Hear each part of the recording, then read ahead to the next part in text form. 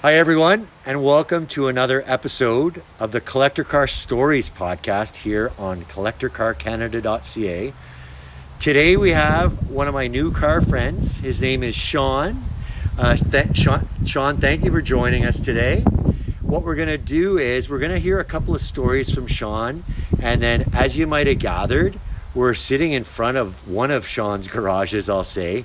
There are 5 great cars in here that we're going to get a tour of. We're going to break it down into 2 episodes. So today you're going to see 3 of the cars, and then on a future episode, you'll see the other 2. So I won't let the cat out of the bag as to what Shawn's got behind us here. I do want to remind everyone that in addition to the Car Reviews podcast, where we review every car that is available on the website, collectorcarcanada.ca, we're always looking for other people who might want to tell their story on one of these CCS Collector Car Stories podcasts.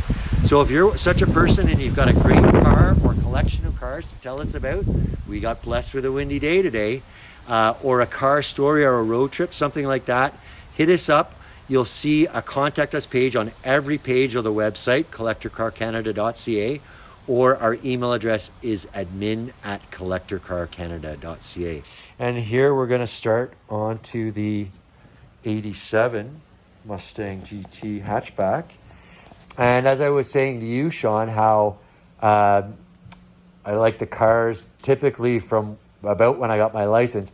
I got my driver's license November 17th, 1986, in case you're wondering the precise date. Luckily, it was my mother's birthday, so it's very easy to remember. But I'll call it reskinned, I guess, Fox Body Mustang GT was hitting the dealerships in the fall of 86.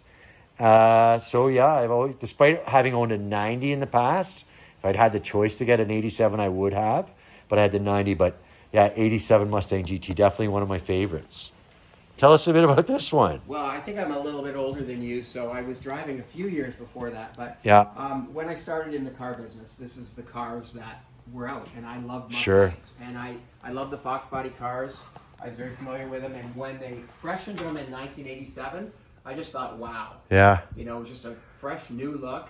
And we were all worried we were going to get a replacement Mustang that was front-wheel drive. And at the dealership. yes, yeah. And well, there was talk of the Probe being the Mustang, Probe was right? going to be the Mustang. Yeah. That's the car that was slated. And yeah. people rallied behind the car and said, "No, we want Mustangs. We want rear-wheel drive. We want." So they freshened with the car. V8s. Yeah. Yes, they freshened the car, and I think there's a lot of talk about the 4I's being more unique and every year changing. And from 87 to 93, there wasn't a lot of changes. So just before you go on, the 4I's, you're talking about the 79s to 86, where there were dual headlights on each side. Yes. That's why they're called 4I's. Yeah. 4i Mustangs. And yeah. They call these the Aero Mustangs. Right. And I think there was a lot of saying, well, they're all the same now. But I think what they did was they brought the car up to a level like the Trans Ams of the world, where, you know, when you got it, you saw the extra cladding, you saw it looked like more car, and all of a sudden this GT looked like more car than the LX. And now there's an argument now that the LX has a big following, and there's nothing wrong with that, but there are people who don't like the GT appointments. I'm not one of them. There are a few things on this car that I think they're just features to die for. But some people want their LX notch. It's a little bit lighter, so it's a little bit faster. And you won't get an argument from me. It's a more streamlined look. Yeah. And I like the fact that Mustang did a good job of having essentially 4 different cars. They had the hatchback, they had the notchback, and the GT and the convertible. Yeah. So it was essentially 4 different cars, right. And you could appeal to it. At the time, the notchback was a cheap, go-fast car. Right. I could remember dealers ordering them in, deleting the radios. Yeah. So that they could be $12,995 for with the 5-liter. 5-liter. Yeah, it was crazy at the time. But I had a particular affinity to this car. This is the car I was looking for when I originally bought that car. Right. And Shawn always gets his man. Yes, for sure. When I get something in my head. Yeah. But I searched for this car for 2 years, and quite interestingly enough, I found the sister to this car in Brantford. Okay. It couldn't be more identical. Like the twin sister. The twin. Yeah. Couldn't be more identical. Before you bought this one? Before. Yeah. Mileage was virtually the same. Uh-huh.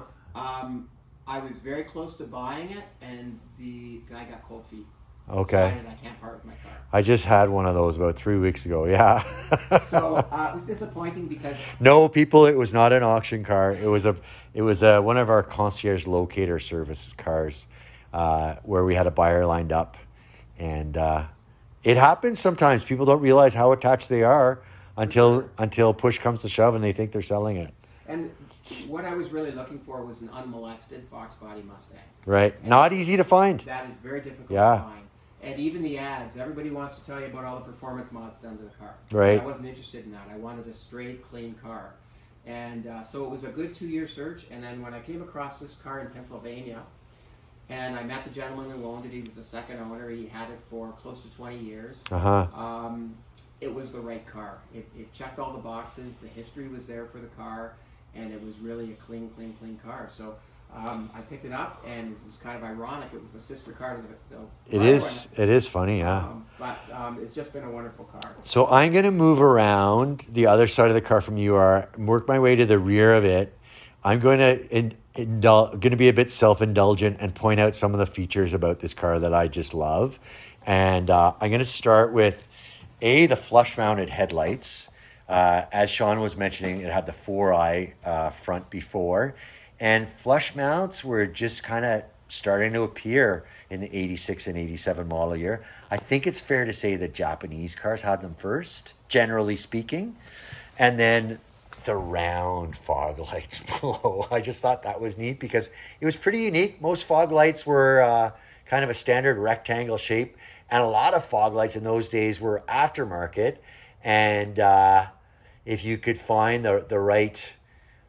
the brand name escapes me right now. Marshall was one that would have been preferred by the domestics. Yeah. And I think I remember seeing Bosch lights in the rectangular ones for the Europeans. Yeah, Bosch for sure. I also think it's neat how there's no grill between the headlights. All the air intake is sort of incorporated into the bumper down below, and there's the other fog light. And you can see, looking at the 7-Up for a second, the difference with an LX front end. Oh, yes. Yeah, because you don't see... The biggest feature to me is the round fog lights you don't get with the LX front. The deeper, and the grille. And the grill, too. That's true. There's intake on the grill there. That's really what I liked as well about the GT, was how clean it looked. Yeah. And then down here is kind of like the air swooped in. It just was a nice look. That's where it comes from. There was and then I had to own my car before I realized that that's functional venting there. I had noticed the crease here before, but I didn't realize that air travels through there. I don't know if it's to cool the tires, the brakes, or both. Hypothetically, it's for the brakes. Yeah. But, you wonder, looking at the... And then again, physics of it, whether we don't see it on the LX. So in the 80s, Ford had a designer called Jack Telnack, and Jack was known for the aero cars. Probably his most famous car was the Ford Taurus at the time. Oh, yeah. But he brought 86 for the start of the Taurus, That's I think. correct. Yeah. And he brought this whole aero look. Yeah. The Tempo Topaz, he brought it to the Mustangs. Yeah. And, of course, the Mercury versions of the same cars. Thunderbird, Cougar. Yeah. They all had that aero look, and that was Jack Telnack's design. That Taurus, though, that was a real breakthrough car. Yeah, it really was. They were. It looked so space age in the fall of '85. They were a game changer back then for sure. So the 5-liter badge, I've had the camera trained on for a minute or two here. Not new in '87. The 79s to 83s or 85s had them. 79 to 86 4-eyes had them. But it's just such a benchmark of Ford and the Mustang.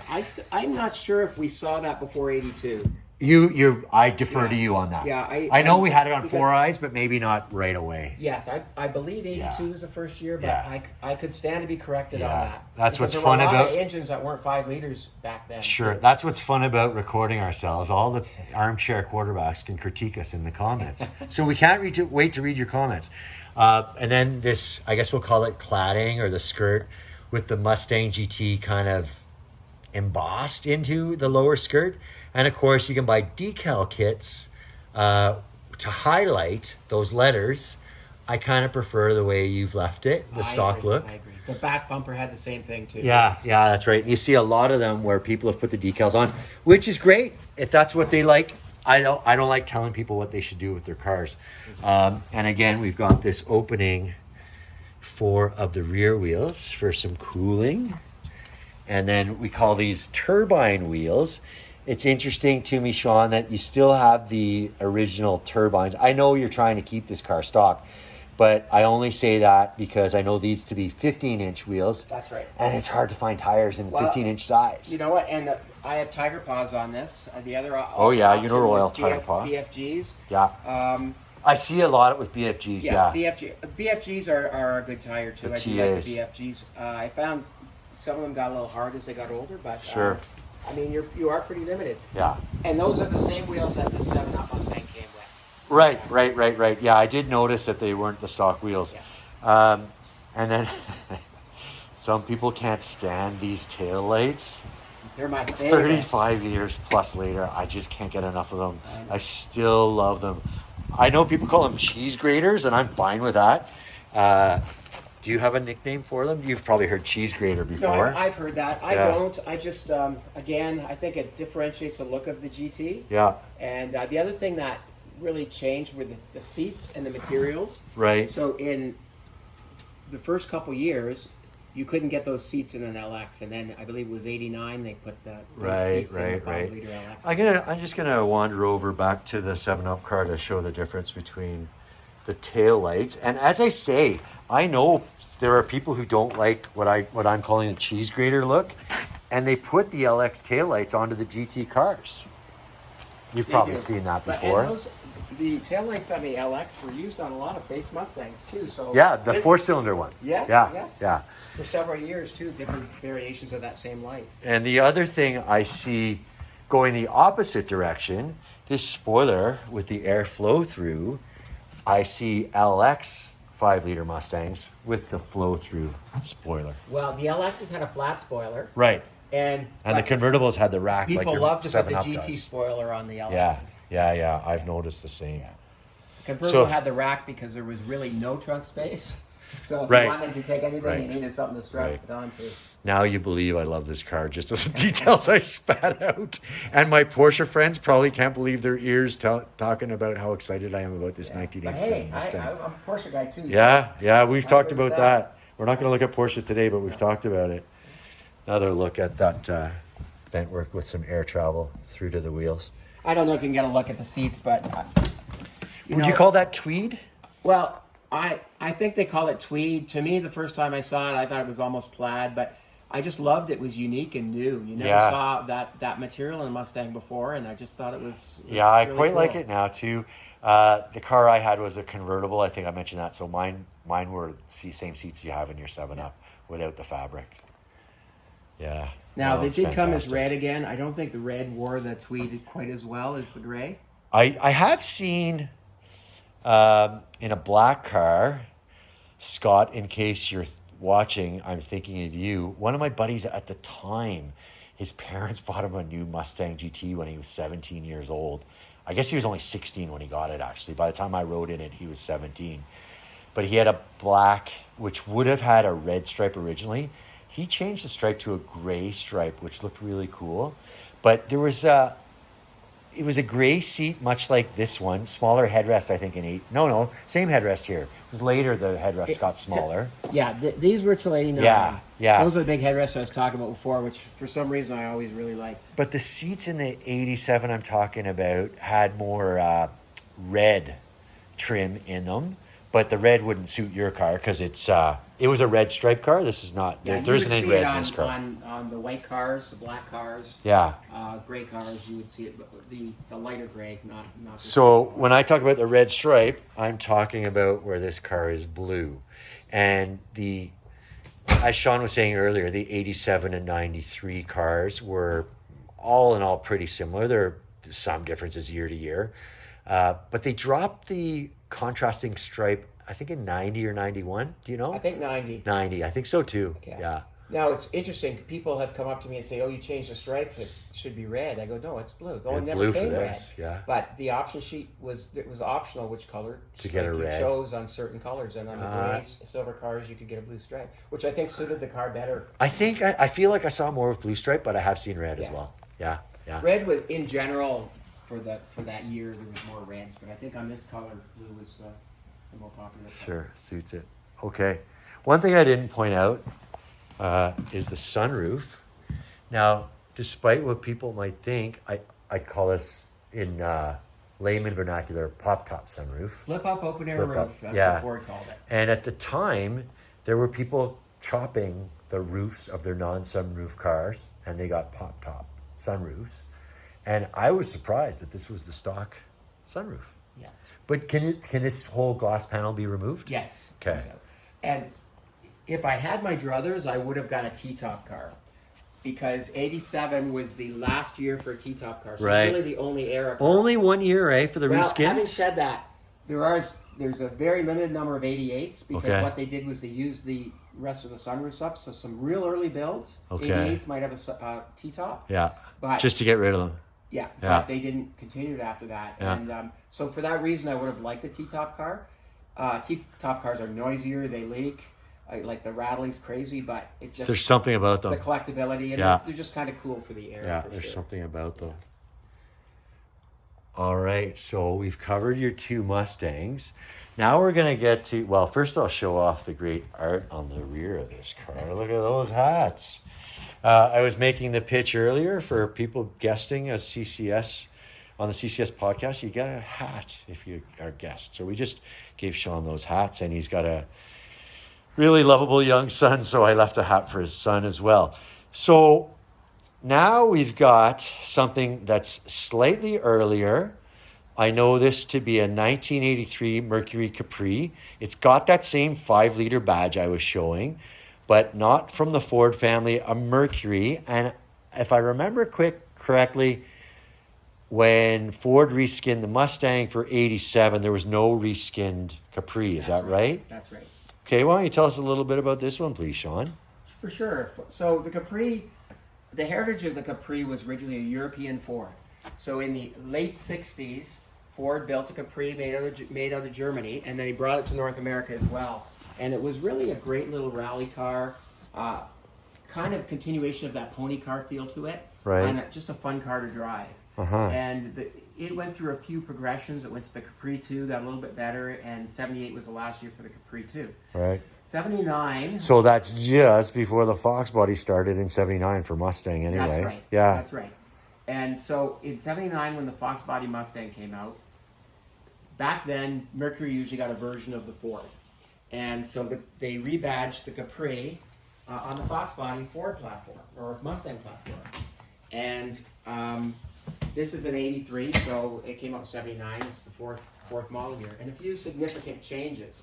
So the one thing about the car was they tried to keep it more European, which was kind of a joke. More European relative to the Mustang? Yeah. So they tried to appeal to, because of the European heritage of Capri, they tried to appeal to that. It wasn't really cutting it. All they were doing was asking for more money for a Mustang.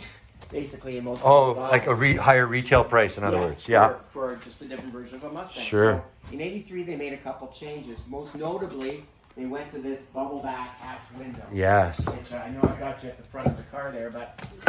well, it's a real distinct feature for the Capri relative to the Mustang. Yeah. It was really a big change. I think they were paying homage to the 928s and the... 924s of the day. You said that before we started rolling. I'd never thought of that before, but I do. And at first when you said it, I thought 928. But now as I think about it, I see 924 more because the period 924s did not have a spoiler. So that shaped window, a rear spoiler, so that shaped window was a really noticeable feature on the early 924s. Yeah, the 928s had more of a flat window, but the side window wrapped around, so you got the wraparound look, whereas the 924s had the actual glass that wrapped. So, and the 924s did not have the incorporated spoiler here that a 944 did. Right. So it was even more noticeable. I think it was probably the same pane of glass between 924 and 944, but more noticeable without the spoiler. To my eye, at least. To my eye. And the other thing is that see, now all those my Porsche friends are relieved. I'm talking about Porsche again. Well, and I'm not a Porsche expert, so I didn't. But they also changed the horn to sound like a European horn rather than a Mustang horn. That's interesting. So it goes like a beep beep rather than that big North American. Well, that's money well spent then. You're paying for the extra for the Merc. So this car is. So before you go on, I think you mentioned earlier there were 3 trim levels of the Capri in 83. Is that right? RS, GS? Okay, so there was there was, I believe, a lower model. Well, the standard models were of the Crimson Cat. You could get it in a GS, RS, and GS or RS versions, but with the 3 engines, a 4-cylinder, 6-cylinder, and the V8. Right. That's for the Crimson Cat. But the car came with lower trim levels, which you get the 4-cylinder, 2.3 4-cylinder, or the 3.8 V6, or the 5-liter V8. Right. And with the 5-liter V8, you got the performance suspension, TRX suspension, they called it. And they called the suspension TRX. TRX okay. Suspension. Yeah, TRX suspension. And so this car is kind of a unique car. It's a special edition. It's called the Crimson Cat. So from 81 to early 83, they made a Black Magic Capri, which is black with the same gold stripes and a little cat head in the front of the fender. In 83, they changed it and came up with a Crimson Cat. They took out the badge in the fender. They put the TRX wheels with the Cougar emblem on them and the gold striping. And the Cougar emblem, you told me before we started rolling in that center cap, is not related specifically to a Mercury Cougar. That was a Lincoln Mercury trademark. That's correct. So in the 70s, you used to get the commercials where you'd see the Cougar growling, and it was a Lincoln Mercury. That was for all of Lincoln Mercury. I remember those commercials, and I just thought Cougar at the time. Yeah, well, I think Cougar headed that. That was their flagship car probably at the time. Yeah. And so that's where it came from. But they badged this cat the Crimson Cat, and then the head suited the name as well. About 1,300 of these cars were built in North America. Much less came to Canada. They see usually around 10%. Sure. And it was a package that you could get on the any of the trim levels that the Capri came in at the time. This one is based on the RS, which was the Performance RS Rally Sport. Right.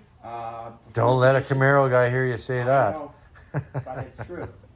I have an SS story I can tell you about too, but that's for another day. And again, with the 5-liter high output engine, in 83 was the first year with a 4-barrel carburetor, so it was the first year we really had some horsepower coming back to the car. Okay. 82, they called it high output, but it was a 2-barrel carburetor, and it was significantly less. The marketers called it high output, not the engineers. That's correct. Yeah. But this car has quite a unique story. I was going to set you up with that by saying, wow, the paint looks amazing. It looks near #1 car level. Is this an original car? Well, it's original to me, but no, this car has had a complete restoration. I think I got mixed up with the 7-Up car. This is one of the cars that's with its original family, but it hasn't been with the original owning family the whole time. That's correct. Yeah, let's hear it. My father purchased the car new, and I remember him looking at cars. There was actually a Black Magic at another dealer he was looking at, and he went back and forth. So was there an overlap between Black Magic and Crimson Cat in 83? There's a very few Black Magics at the beginning of the model year, and then about October, they switched over, or later, to the Crimson Cat. So they didn't build them the same time, but there is some... So model year 83 is at once the last year of Black Magic and the beginning of Crimson Cat. The only year for Crimson Cat. Yeah. Oh, it's the only year for Crimson Cat. It was a one-year car. Yes, yeah. That's correct. So my father bought this car new, and I remember him looking at the cars very well, and it was a different type of car for him. He was driving a Chevy Blazer before that, a big Blazer, and he full size like K5. Blazer. Yeah. Yeah. And he decided he wanted something sporty, and he looked at Mustang GTs, and the Caprice just caught his eye. And was he a car guy like you are? My dad maybe not to your level. Cars, but I would say I'm a different level. Yeah. He liked nice cars. He liked driving them, but they were drivers to him. Right. Fun drivers. Okay. I like the details and the cleanness. And I think the viewers are figuring that out about you. Yeah. So, but an interesting story. My father was a factory worker. Okay. And this car was delivered on a Thursday morning to our house. Yes. After a midnight shift. They came, they brought it to the house, did all the paperwork. So he worked overnight. He was probably ready to hit the sack. Yeah. So he did all the paperwork, went to bed. So the car came to your house from the dealership? They delivered it. Yeah, okay. And And so the salesman delivered it, and I believe it was the first sales for that guy as well. So he was laying it on pretty thick. Probably. Oh, wow. Yeah. And so my mother said, I need to go visit some people. And she said, why don't we take the new car? So was your dad asleep at this point? My dad was asleep. It's 1983. I think. Good for your mom. I had 2 brothers and my mom. I was the only one driving at the time, so I got to drive the car. Probably about 12 kilometers on it. It was pretty low. My dad hadn't driven it since he took the lead, so I was the first one to drive this car. Yeah.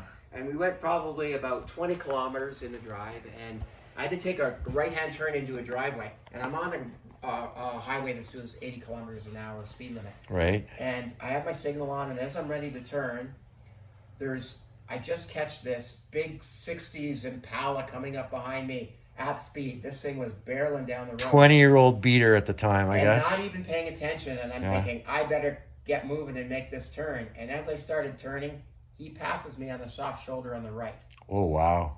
And to this day, none of us in the car, my mother, my 2 brothers, myself, know how we did not get taken out because he'd have killed us all. Yeah. And it was divine intervention that day, but there wasn't a mark on the car. Don't know how that ever happened. Huh. But from that day on, I knew this car was meant to be. Yeah, no kidding. It was a pivotal point. Having said that, my dad had owned the car for 15 years. Terrible cars in the winter, so he never drove it in the winter. Right. Has TRX tires. If anybody knows anything about TRX tires, they're sticky on the pavement and skate on the water like crazy. So just not a practical car for the winter. So and I was talking about the nuisance of buying 15-inch tires on the Mustang GT. Nothing compared to buying TRX tires. TRX, like 15.6 inches. They're metric. So they originated in Europe for the Ferraris and the Lambos of the 70s. Right. So, a lot of people took the TRXs off and put 15-inch Mustang wheels on them. Same bolt pattern. And way cheaper. Yeah. So and more selection, just easier to live with. Absolutely. Yeah. And they lasted longer too because the TRXs wore pretty quick. They did, eh? Yeah, they were soft. So, car's about 15 years old. My dad decided he wanted a motorcycle. Because he was a motorcycle guy when he was younger. He was retiring, wanted a motorcycle, sold the car. Had less than 100,000 kilometers on it. A young kid bought it, drove it 6 months, decided he wanted to do something with it and took it apart. So you're saying the young guy drove it for 6 months? Yes, he drove it for 6 months, took it apart, and let it sit in his driveway in pieces. Wow. So Outside. Yeah. He did the car no favors because it was a rust-free car. Really no reason to take it apart. But the young guy, is his first car, and I think he thought he was going to do like everybody did with these cars back in the day, hot rod it. Right. And they just never got around to it. Right. So my father died in 2011. Oh, I'm sorry. And I approached the guy because my brother had seen it. And I approached him to see if he wanted to sell it. So this is about 13 years later, I think, right? 98 to 11? 13 years, yeah. And the guy said, no, it's my first car. I'm not selling it. I'm going to do something with it. So all the time, it was probably driving you crazy that he took it apart and did nothing, but you knew where the car was. I knew where the car was, and I tried not to focus on it because seeing it in that condition was bothersome, I'll be honest with you. Yeah. But having said that, I put that behind me. Sure. In 2014, my family surprised me with it. And what do you mean they surprised you with it? I came home, they opened the garage, and there's this car and all its pieces sitting in my garage. And it was your birthday? It was my birthday. Yeah. And I looked at it, and I had this bittersweet feeling. Like, oh my God, it's that car. Oh my God, what am I going to do with it? Like, yeah, you're wondering. It really was a daunting task. You're wondering, does the family really love me if they've done this for me? Yeah. And so I think they expected me to say, well, we'll just keep it and know it's there. Sure. But if they knew me, that would never happen. Yeah. So I decided I always wanted to have a car where I completely restore it.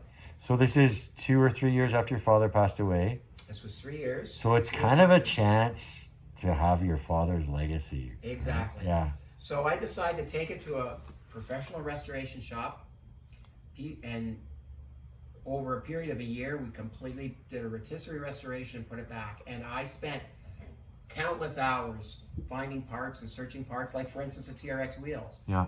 The original wheels were long gone. So I found 6 of them and bought 6 of them. 6 in one basket?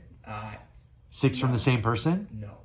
Because you need more than 4? I guess I could see how you'd want 5. I had after I bought the first 2, I found someone who had 4. Okay. So I bought 6. And I thought, with tires, you never know if the rims are straight, what you got. So I bought 6 of them. Was the spare TRX still in the hatch? Probably not. The original spare is in this car, but it's on a steel wheel. Yeah. Okay. Yeah, it's on a steel wheel, but it is original spare, but it's a space saver spare, so it didn't really help me out. Yeah. But no, if you'd found the guy with the 4 first, you would maybe not have had to buy the 2. If they were good, but as you say, you never know when you're buying 40-year-old wheels. But for instance, like the center caps, I think I bought about 10 of them until I found ones that I was happy with. Yeah. They didn't come with the wheels. Yeah. And so when you're doing a restoration and you have this vision of it being perfect, you really overthink things, and probably that's something that I most definitely did. Sure. And so the car went through a process of a year. There wasn't a nut bolt not undone with the car. Interestingly enough, it does not have the original engine. So my father, the one thing he wanted was this car to always go faster. So he ended up changing the engine and putting an 88 Mustang GT engine in a few years later. Very much like the gray 87 GT's engine that you showed us. Yeah, it would be the same engine as that car. Yeah. So when I got the car, it had that engine. It wasn't in the car anymore, but I had the engine. But I decided pay respect to him that I would make it go faster, and I put a Ford racing crate engine in the car. Okay. So it's say Ford Racing. It's not a race car engine, but it's about double the horsepower of the original factory engine. Right. And but double. About double, yeah. So this would have been rated at what, 175? 175 was the horsepower rating. Which was probably underreported. It was, for sure. And then the engine I put in was rated at 340 horsepower. Wow. So and actually, little tidbits coming to mind, especially those Camaro guys, talk about 5-liter. I think the actual CC displacement is 4942, something like that. Yeah. So if you're doing rounding the way I learned it in school, you'd be 4.9.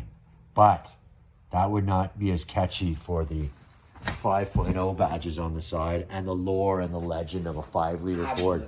But now you've told me earlier that this engine you've put in is not 302, it's more like a 306. Well, they overbore them. So yeah. You know what I'm getting at.